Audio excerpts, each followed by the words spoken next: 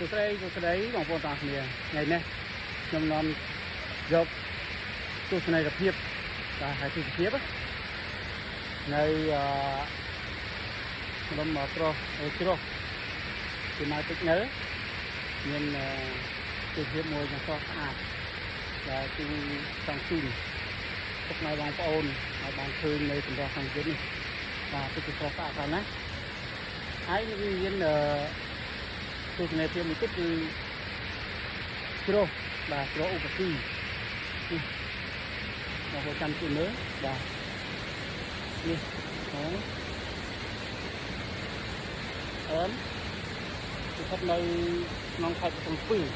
ស្រុកភ្នំស្រួចបាទនៅម្ដុំជ្រោះទឹកនៅជាម៉ៅហ្នឹងបាទមានទស្សនភាពជ្រោះបាទទឹកធ្លាក់មកយ៉ាងស្អាតបាទនៅក្រៅខ្ញុំនេះ